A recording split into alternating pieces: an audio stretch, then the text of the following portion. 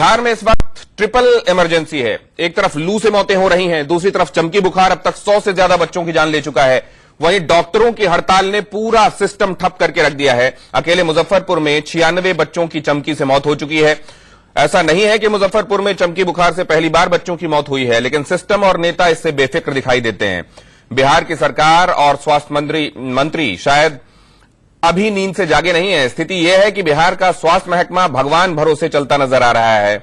उसे तो सिर्फ बारिश का इंतजार है। और इस बीच मुजफ्फरपुर सीजेएम कोर्ट में केंद्रीय स्वास्थ्य मंत्री डॉक्टर हर्षवर्धन और बिहार के स्वास्थ्य मंत्री मंगल पांडे के खिलाफ मुकदमा दायर किया गया है। सामाजिक कार्यकर्ता तमन्ना हाशमी की तरफ से दायर इस मुकदमे में 24 जून को सुनवाई होगी, लेकिन इंडिया न्यूज के कुछ सवाल हैं जिनका जवाब सरकारों और नेताओं से जानने की अपेक्षा है। हम इस पर खास चर्चा करेंगे, लेकिन इससे पहले आपको दिखाते हैं कि बिहार के अस्पतालों की स्थिति क्या है। एसकेएमसीएच अस्पताल की स्थिति काफी बुरी है। मेरे दोनों ही तरफ आप देख सकते हैं किस तरीके से मरीजों का हुजूम है। डॉक्टर रात दिन की मेहनत कर रहे हैं, लेकिन जो कह सकते हैं कि प्रकृति का जो प्रकोप है उससे बच्चों को बचा पाने में अक्षम है। दूसरी ओर जो मैन मेड हम कह सकते हैं समस्या वो ये है कि इस अस्पताल में लगातार पावर ट्रिप कर रहा है। पावर जो है वो कट हो जाता है, जिस वजह से कि ऐसे ऐसे वार्ड में पंखे का सहारा लेना पड़ता है पेरेंट्स को।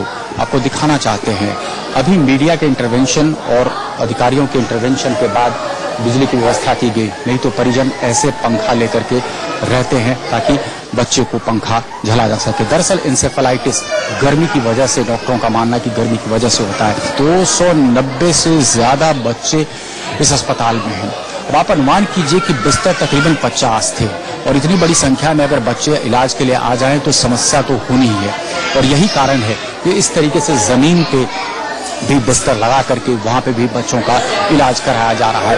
अब सबकी उम्मीदें उस आश्वासन पर टिकी है जो केंद्रीय मंत्री हर्षवर्धन ने दिया कि एक स्पेशलाइज्ड आईसीयू खोला जाएगा, 1 साल के अंदर खोला जाएगा, जिसमें तकरीबन 100 बेड होंगे और वहां पर ऐसी शिकायत वाले बच्चों का, ऐसी बीमारी के बच्चों का सही तरीके से इलाज हो सके। मुजफ्फरपुर से कैमरामैन निरंजन के साथ शिव पूजन झा, इंडिया न्यूज के लिए। इधर देश के स्वास्थ्य मंत्री डॉक्टर हर्षवर्धन का कहना है कि सरकार इसको लेकर बेहद गंभीर है। अब फिर कुछ आईसीएमआर के लोग भेज रहे हैं, कुछ ऑल इंडिया इंस्टीट्यूट के डॉक्टर वगैरह भेजेंगे। अल्टीमेटली देखिए कोई जो लोग हैं वही तो हो सकते हैं ना। कोई इसमें कोई अब जो समस्या डॉक्टरी से जुड़ी हुई है तो इसमें कोई वकील तो जाके कुछ करेगा नहीं। इसके अंदर कोई चार्टेड अकाउंटेंट तो डॉक्टर है, रिसर्च जो डॉक्टरी में करते हैं वही लोग हैं। तो हमने आज अपने जो कल के अनुभव के बाद फिर कुछ चीजें, क्योंकि वहां हम एक इंटरडिसिप्लिनरी रिसर्च सेंटर बनाना चाहते हैं जो इसके जो मूल कारण के अंदर जापानीज एनकेफेलाइटिस के बारे में तो हमने सारे देश में जहां जहां इसकी प्रकोप होने की संभावना थी वहां पे आपने देखा कि मोदी जी के नेतृत्व में उसका जो टीका है वो यूनिवर्सल इम्यूनाइजेशन प्रोग्राम में लगा दिया। गोरखपुर में वहां और सारा मुजफ्फरपुर आसपास के डिस्ट्रिक्ट में सबको जो है वो टीका लगा दिया। लेकिन ये बीमारी उससे मिलती हुई है और जिसके कारण पूरी तरह से अभी एस्टैब्लिश नहीं हुए, इसलिए उसका जो रिसर्च कंपोनेंट है उसको भी हम स्ट्रेंथन कर रहे हैं। सवाल कई हैं कि अगर इस मौसम में ये बुखार हमेशा बच्चों को लील जाता है तो इस पर ध्यान नहीं दिया जा सकता क्या साइंस के, मेडिकल साइंस के इतने एडवांस हो जाने के बावजूद हम आज भी उतने ही लाचार हैं क्या? फिर हम 21वीं सदी की बात क्यों करते हैं? सवाल यह भी है कि बिहार में अस्पतालों की स्थिति क्या है? क्या पब्लिक हेल्थ सर्विसेज की जिनकी हम बात करते हैं वो बात करनी बेमानी है? क्या धीरे धीरे ये पूरी तरह से ये सेवा, ये अपरेटस क्या कॉर्पोरेट्स के हवाले होता चला जाएगा? सवाल यह भी है कि एफआईआर करके तमन्ना हाशमी क्या हासिल करना चाहती हैं? चलिए ठीक है, आपने बिहार के जो स्वास्थ्य मंत्री हैं उनके खिलाफ आपने मुकदमा दर्ज कराया कि वहां के अस्पतालों की हालत हम खुद देख रहे हैं। लेकिन अगर केंद्रीय मंत्री खुद कंसर्न है, वहां जा रहा है और वहां की स्थितियां देख रहा है, वहां से सारी चीजों का स्टॉक ले रहा है, उसके बाद केंद्रीय मंत्री को भी इसमें घसीटने के पीछे क्या कोई सियासत है? खुद को सुर्खियों में लाने की कोशिश है क्या? चमकी से राहत कैसे मिलेगी? हमारे साथ होंगे विशेषज्ञ। हमारे साथ जुड़ेंगे प्रोफेसर नवल किशोर जो कि आरजेडी के प्रवक्ता हैं, इस चर्चा में हिस्सा ले रहे हैं। हमारे साथ संजय सराफ लोक जनशक्ति पार्टी के प्रवक्ता हैं, वो भी बिहार के मुद्दों पर, स्वास्थ्य महकमे में चल रही अव्यवस्था पर इनसे चर्चा होगी। डॉक्टर के अग्रवाल हमारे साथ जुड़ रहे हैं, फॉर्मर आईएमए प्रेसिडेंट, उनके साथ हम मुखातिब रहेंगे इस चर्चा में। डॉक्टर राजीव रंजन बिहार से ही ताल्लुक रखते हैं, all India institute of medical sciences में हैं, उनके साथ हम बातचीत करेंगे। निकिता चावला हेल्थ एक्टिविस्ट हैं, हमारे साथ इस चर्चा का वो भी हिस्सा होंगी, और डॉक्टर विराज जो कि एमडी हैं all India institute of medical sciences से, वो भी हमारे साथ इस चर्चा का हिस्सा हैं। सबसे पहले तो ये समझें कि क्या ये लापरवाही है या इसको एक तरह की कुदरत की मार समझना चाहिए चमकी ने जो कहर बरपा रखा है। सबसे पहले तो प्रोफेसर नवल किशोर, आपका नजरिया।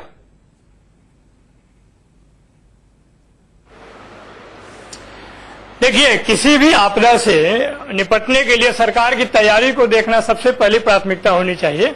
और जो मुजफ्फरपुर में चमकी को लेकर जिस तरह से सरकार ने अपनी रवैया दिखाया है, उसमें लगता है कहीं ना कहीं सरकार इसको बहुत सीरियसली नहीं देखा है। यहां तक कि होम मिनिस्टर का आप स्टेटमेंट देखें तो वो बोलते हैं कि मैं डॉक्टर नहीं, मैं नेता हूं।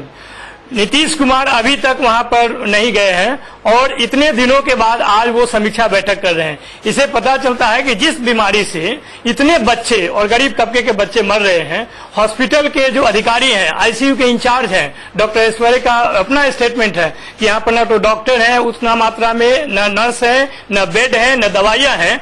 तो ऐसी अगर तैयारी है और यह उसके बावजूद कि इस तरह की बीमारी का पहले भी आप लोगों ने, जब कभी आपकी सरकार रही, आपके हाथों में चीजें थी, आपने क्या किया? क्योंकि ये हर साल हम एक तो गोरखपुर से खबरें सुनते हैं और दूसरा मुजफ्फरपुर से, और यहां साल दर साल यही कहानी होती है, सरकारें बदलती रहती हैं। बस हमारे साथ संजय सराफ जुड़ रहे हैं।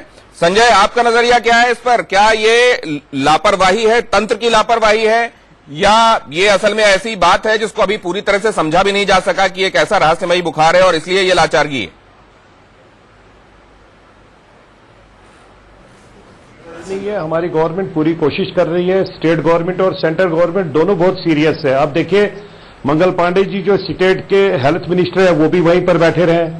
आज ऑनरेबल मिनिस्टर हमारे जो गवर्नमेंट ऑफ इंडिया के हैं डॉक्टर हर्षवर्धन जी, वो भी बैठे हैं। अनफॉर्चुनेटली जो बुखार हो रहा है, जिस तरीके से इसके ऊपर रिसर्च किया गया, जब 10 या 12 बच्चों की डेथ हो गई तभी से प्रॉपर रिसर्च हो रहा है, ग्राउंड जीरो पर काम हो रहा है। बदकिस्मती से इस पर अभी तक प्रॉपर तरीके से पता नहीं लग रहा है कि किस टाइप की ये डिजीज उठी है जिसको हम लोग प्रॉपर तरीके से मेडिसिन दे दें और प्रॉपर तरीके से क्योर करें बच्चों को। एक साइड से इतनी तूफानी गर्मी है, दूसरे साइड से आप देखिए बच्चों को प्रॉपरली आईसीयू में रखा गया है, बच्चों को कहीं बाहर नहीं रखा गया है। जहां पर जिस तरीके से अब राजनीति हो रही है, नवल किशोर जी अभी दूसरी बातें कर रहे थे, हम लोग तो राजनीति ना करें। ये सब बच्चे हमारे हैं, ये बच्चे हमारे हैं, हमारे सब परिवारों के बच्चे हैं। आपने अगर नहीं देखे तो आपको वो रिपोर्ट एक बार फिर से दिखा देंगे।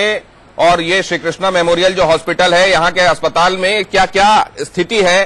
पंखे नहीं चल रहे हैं, बच्चों को पंखा झालना पड़ रहा है। एक तो पहले ही ये इस बीमारी की मार, और ऊपर से परिवार वहां बैठकर बच्चे की जान की सलामती की दुआ भी कर रहा है और साथ में पंखा भी झाल रहा है। इस पर भी आपसे चर्चा करेंगे। लेकिन डॉक्टर के अग्रवाल, क्या ये वाकई इतनी रहस्यमयी बीमारी है और असल में ये लाचारगी है?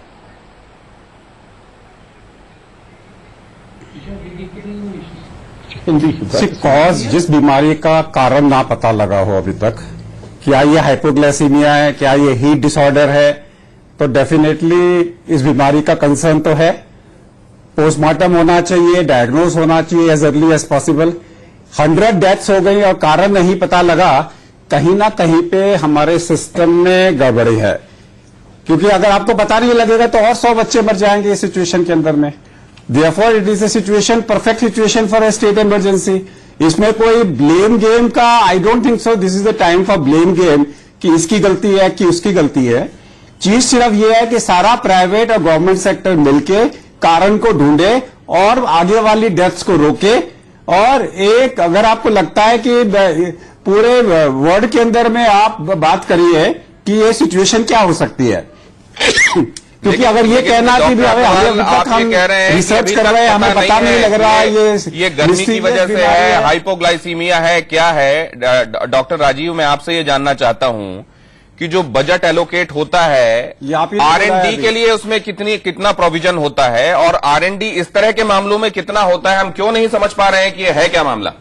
देखिए, पहले तो मैं बता दूं कि जो इंडियन गवर्नमेंट है उसका जो सालाना जो हेल्थ पे जो एक्सपेंडिचर है जीडीपी का, वो हार्डली 1.23% है।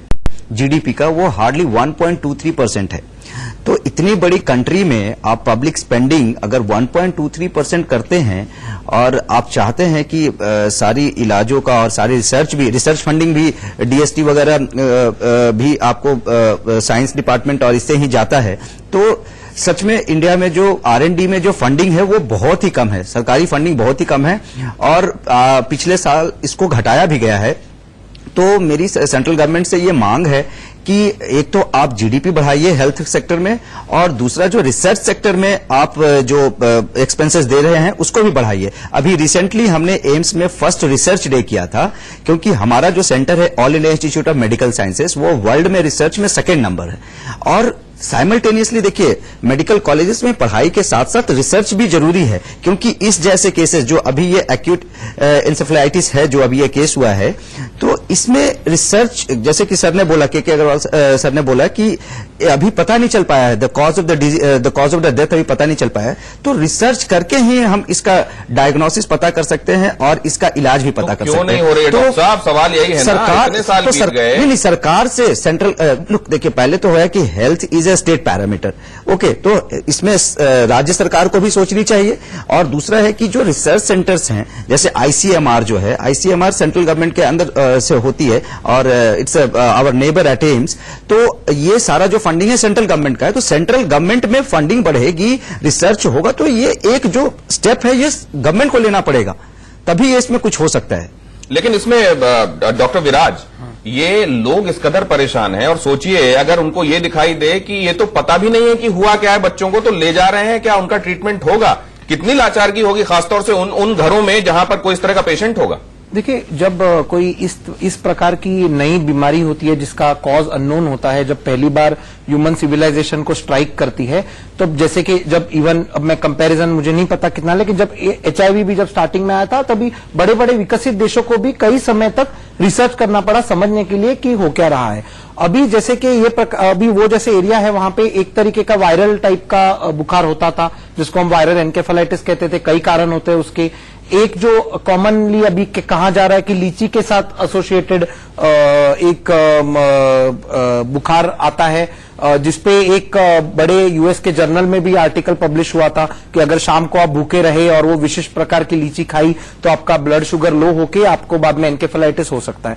तो इन सब चीजों की जो एक कॉमन ट्रीटमेंट होती है वो होती है जिसको हम सपोर्टिव केयर कहते हैं, जिसमें अगर वेंटिलेशन की जरूरत पड़ी तो वेंटिलेशन। अब सवाल ये है कि अगर लीची खाने से हाइपोग्लाइसीमिया वाला, और लेंसेट जैसे जर्नल में अगर ये प्रकाशित हो चुका है, तो फिर क्या इसको फिर भी मानने में क्या गुरेज होना चाहिए? फिर भी क्या ये समझना चाहिए कि अभी और भी कुछ हो सकता है? एक छोटा सा ब्रेक, हाजिर होते हैं। अब तो जागो सरकार। देश का सवाल यह भी है कि मुजफ्फरपुर में चमकी के कारण लोग नाराज हैं, निराश हैं, और अब एक सामाजिक कार्यकर्ता ने FIR दर्ज करा दी है। तमन्ना हाशमी उनका नाम है, और मुकदमे में उन्होंने डॉक्टर हर्षवर्धन, केंद्रीय स्वास्थ्य मंत्री, और साथ साथ बिहार के जो स्वास्थ्य मंत्री है मंगल पांडे, दोनों का नाम लिखाया है। इसके अलावा अश्विनी चौबे, जो कि केंद्र में राज्य मंत्री हैं स्वास्थ्य महकमे के, उनका नाम भी लिखा दिया गया है। हमारे साथ जुड़ी हुई हैं निकिता चावला, जो कि सोशल एक्टिविस्ट हैं। आइए पहले उनका नजरिया ले लें। निकिता, इस तरह के मामलों में आपका क्या नजरिया है? सुर्खियां बटोरने की चाहत होती है क्या? सब जानते हैं डॉक्टर हर्षवर्धन सज्जन व्यक्ति हैं, अच्छे डॉक्टर खुद भी हैं और कंसर्न आदमी हैं, ऐसे में उनको भी घसीटना ठीक है?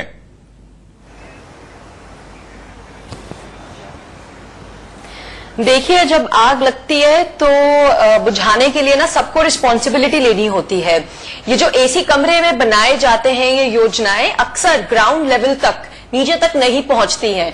कहने को हमारे पास अस्पताल हैं, डॉक्टर्स हैं, वेल ट्रेन्ड हैं, लेकिन हमारे पास मेडिकल फैसिलिटीज नहीं है। आपने खुद ही वीडियोस में देखा कि कैसे हमारे पास अस्पतालों में पंखे तक नहीं है, और जो मरीजों के माँ बाप हैं, जो पेरेंट्स हैं, वो बच्चों को पंखा दे रहे हैं।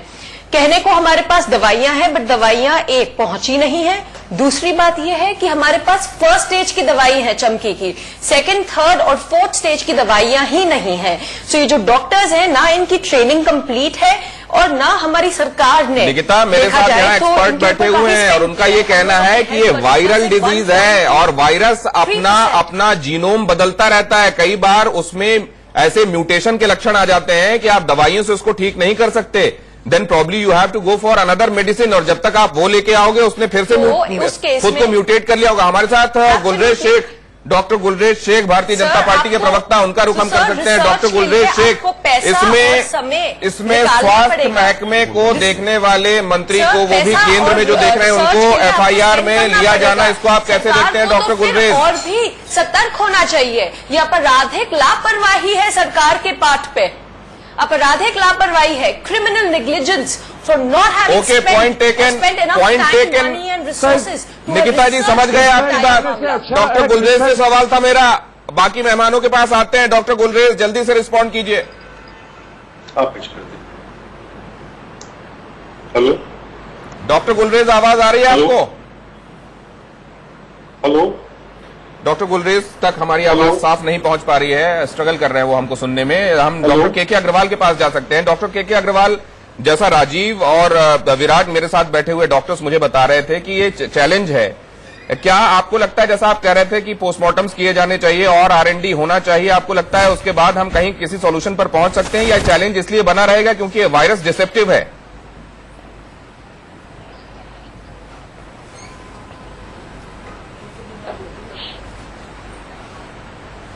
डॉक्टर अग्रवाल आवाज आ रही है आपको?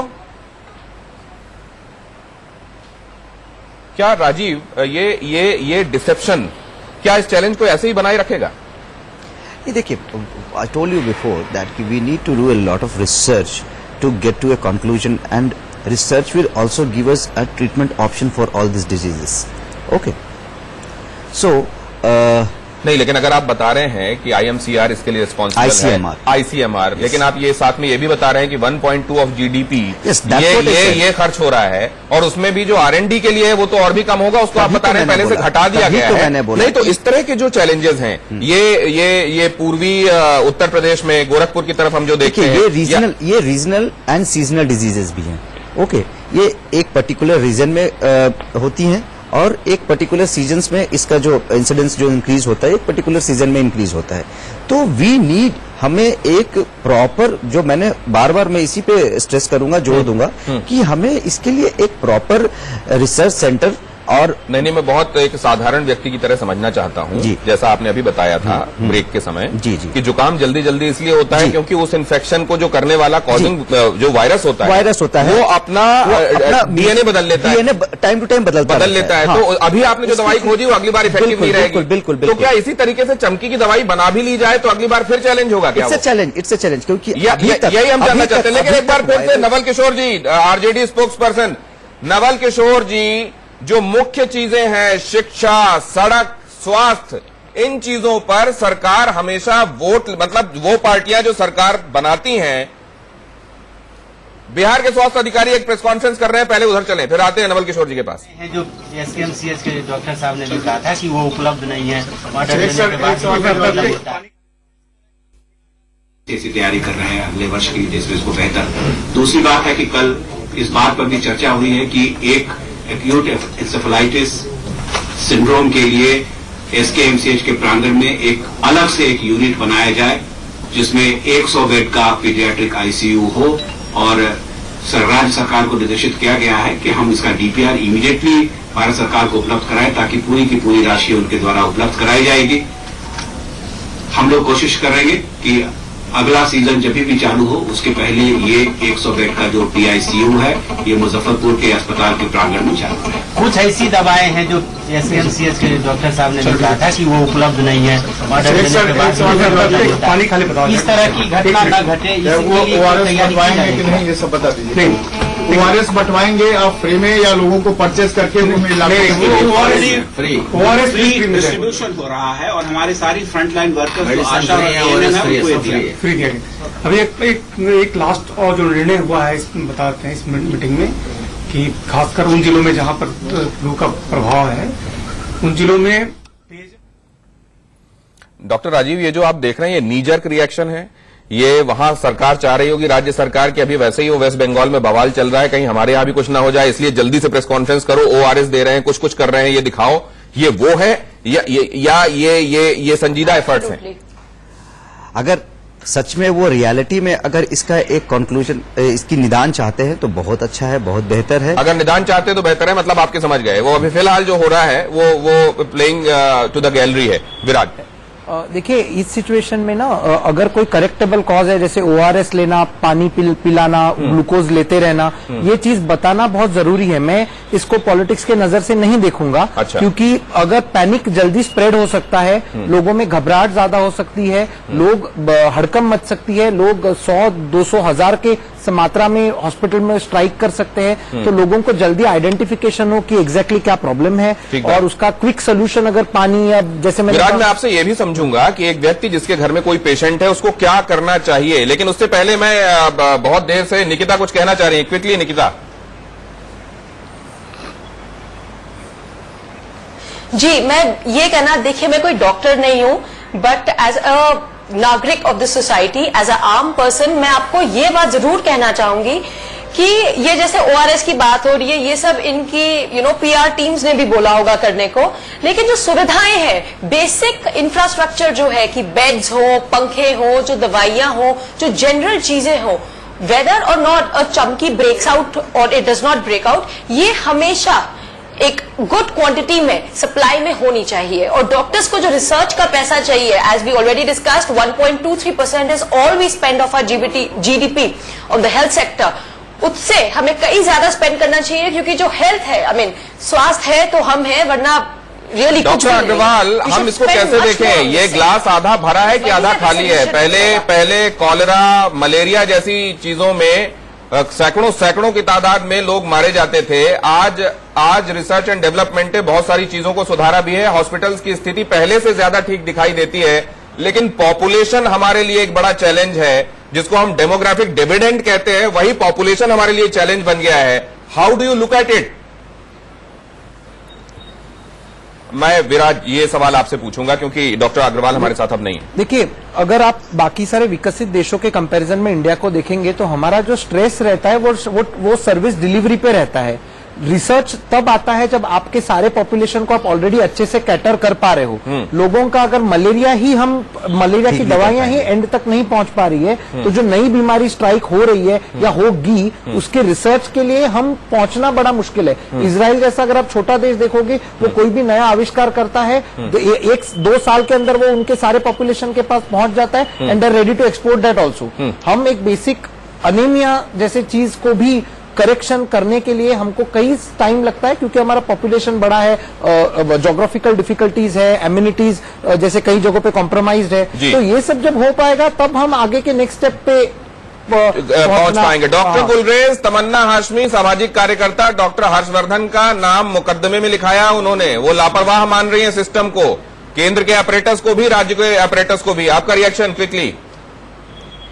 देखिए दिनेश जी, डॉक्टर तमन्ना जो भी कर रही है वो तो मुझे लगता है कि पब्लिसिटी स्टंट है या पॉलिटिकल स्टंट है, परंतु मैं अभी एक राजनीतिक कार्यकर्ता के रूप में भी बात कर रहा हूं और एक प्रोफेशनल डॉक्टर के रूप में भी बात कर रहा हूं। देखिए, जहां तक की सरकार का विषय है, चाहे वो राज्य की सरकार हो, जहां पर हम गठबंधन में हैं, वो केंद्र की सरकार, हम इसलिए जवाबदेही बनती है, इसलिए मैं जवाब दे रहा हूं कि दोनों सरकारें जो हैं, चाहे राज्य की हो या केंद्र की हो, पूरी तरह से सजग है और लगी हुई है। लेकिन हमको साइंटिफिक चीजों को नहीं भूलना होगा कि अभी तक जो इटियोलॉजी है, जो कॉज है, वो अननोन है। वो सरकार 2012 से प्रदेश सरकार जो बिहार की है, इसके ऊपर कार्य कर रही है। तो जो भी डेड बॉडीज हुई हैं, उनके ब्रेन के सैंपल दिल्ली इंस्टीट्यूट से लेकर जो डॉक्टर गुलरेज भी ये कह रहे हैं कि इटियोलॉजी जब अननोन है, जब ये नहीं पता कि इसका अंडरलाइन कॉज क्या है, तो फिर हम इसमें लेकिन ये बात नवल किशोर साहब कह रहे हैं कि सरकार की साफ लापरवाही है इसमें। नवल किशोर साहब,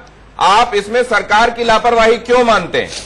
नहीं, कैसे लापरवाही हुई आप मुझे ये बोले कि हम 5 जवाब ले लेते हैं। देखिए, बिहार में जब चमकी बुखार को लेकर और जिला बिल्कुल हेल्थ इमरजेंसी है, एक तरह का बिहार में हेल्थ इमरजेंसी है, और ऐसे समय में चीफ मिनिस्टर का दिल्ली में 14 से 17 तक रहना, 3 दिनों तक बाहर रहना, ये आपराधिक अनुपस्थिति है, इसको आपको समझना चाहिए। और डॉक्टर हर्षवर्धन के खिलाफ में अगर किसी ने केस किया है तो डॉक्टर हर्षवर्धन को भगवान बनाने का कोशिश न करें, और जिसने केस किया है उसको विलेन बनाने का कोशिश न करें। उसने एक मुद्दा उठाया है जिसको आप समझना चाहिए कि जिस तरह की व्यवस्था हॉस्पिटल में है, जिस तरह की अनुपस्थिति डॉक्टरों की है, जिस तरह की आप इस वक्त स्क्रीन देखकर समझ सकते हैं। मेरा सवाल सिर्फ नवल किशोर से है, जवाब सब दे रहे हैं, कौन क्या कह रहा है समझ में कुछ नहीं आ रहा है। नवल किशोर कह रहे हैं कि ऐसे समय में जबकि इतना बड़ा मामला हो रहा था, राज्य के मुख्यमंत्री राज्य से बाहर थे, ये आपराधिक अनुपस्थिति है। एलजेपी से मैं इसका रिएक्शन चाहूंगा। संजय सराफ जी, देखिए, अगर वहां पर ऑनरेबल हेल्थ मिनिस्टर वहीं पर बैठे हैं, उसके साथ में पूरा 24/7 कंटिन्यूअसली वहां पर बैठे हैं, देख रहे हैं, तो चीफ मिनिस्टर के ऊपर उंगली उठाने का क्या मतलब है? ये राजनीति क्यों कर रहे हैं? चीफ मिनिस्टर मंगल पांडे का बयान देखिए, उन्होंने क्या कहा है। मंगल पांडे कहते हैं कि हम डॉक्टर नहीं, नेता हैं। अश्विनी चौबे सो रहे हैं, अश्विनी चौबे स्कोर पूछ रहे हैं। ये तो सीरियसनेस है आपके मंत्री का, ये क्या लोगों को दिख नहीं रहा है? चीफ मिनिस्टर देख नहीं रहे हैं, स्कोर क्रिकेट का स्कोर पूछ रहे हैं, वायरल हुआ है। करने से अच्छा क्या बात करते हैं? यही कारण है। ये कहा है कि हमें स्कोर बताइए, वो जिसके घर का चिराग हमेशा के लिए बुझ गया, वो जिसकी पूरी दुनिया ही उजड़ गई, क्या उस एक मौत को और उसके साथ होने वाली दूसरी मुस्तकिल मौतों को सिर्फ आंकड़े के तौर पर देखा जा रहा है? देश का सवाल यह है कि ये बात ठीक है, एक हमने ये जाना कि चमकी को लेकर निश्चित रूप से कोई इलाज इसलिए असर्टेन नहीं किया जा सकता क्योंकि एक तरीके का वायरल है, ये इसका जो अंडरलाइंग कॉज है वो अभी पूरी तरह से अभी निर्धारित नहीं है, और अगर ये वायरल है तो वो खुद को म्यूटेट कर लेता है, चेंज कर लेता है, कैसे एक दवाई बनाए इसकी।